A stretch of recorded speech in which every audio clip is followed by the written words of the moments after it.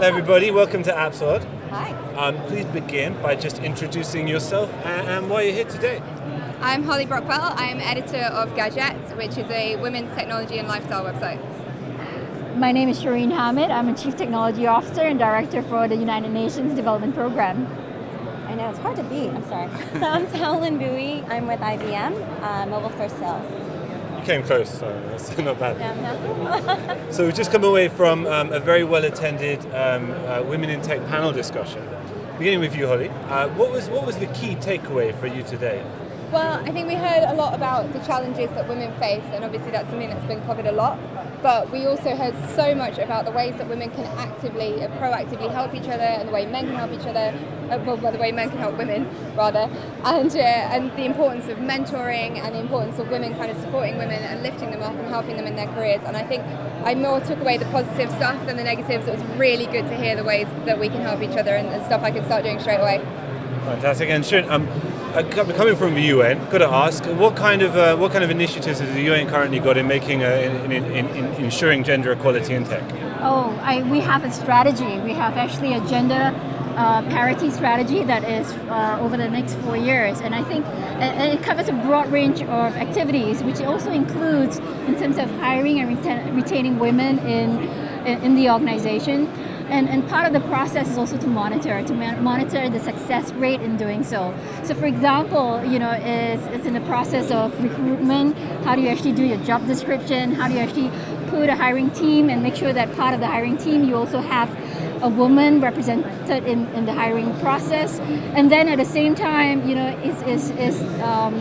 it's also the policy that's being put in place. Ensuring that there's flexibility in terms of the work-life balance, and here I'm not talking only about the women. I'm actually saying that it's a parents' workforce. It's not only the women. To attract women and retain women, especially if you have kids, is to make sure that even as fathers you will be able to contribute and support the women.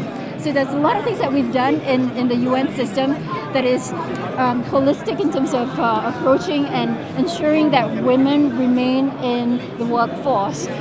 Mentoring was another area that I think is very, very core and important, because women shy away from introducing themselves towards opportunities and selling themselves.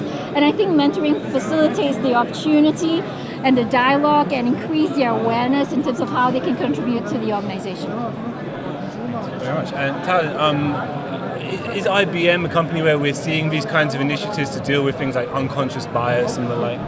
I'm sorry, the question Is IBM a company where we're seeing the kind of initiatives that have just been described to confront things such as unconscious bias in the hiring process and in the workplace?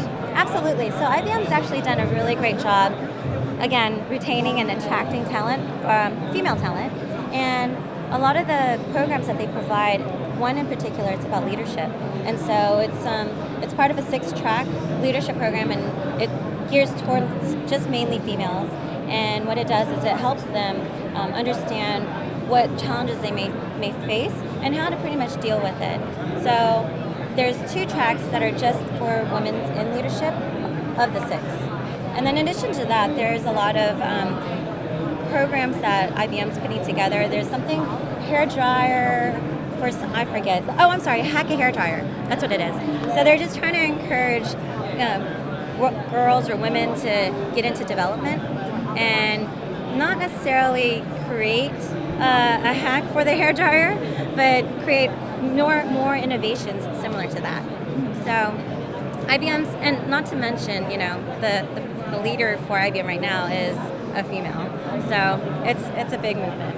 Fantastic. And finally, one of the discussions I was at earlier today, they looked at the very depressing fact that for all the activity that's gone on in trying to create gender equality in tech, over the last 20 years, we've seen a sort of very consistent percentage, at least in the UK, of women actually involved.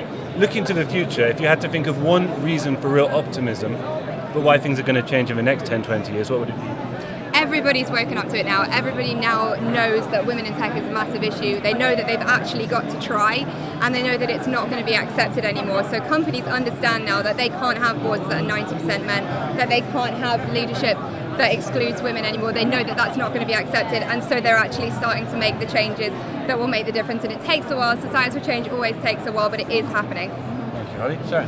Well, I think raising awareness is a continuous effort, and I think it's important not only in this current generation that we support that, but also to encourage our future generation and support them in the process. Because I think, to make this equal across, I think the next generation will also have to be able to understand that gender equality is also their responsibility. So it's not only our generation, but the next generation.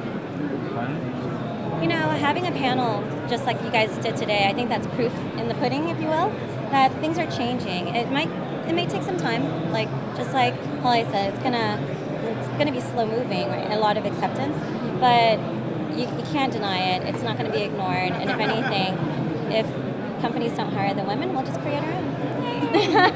Fantastic. Thank you all so much. Enjoy the rest of Apple. Thank you. Thank you.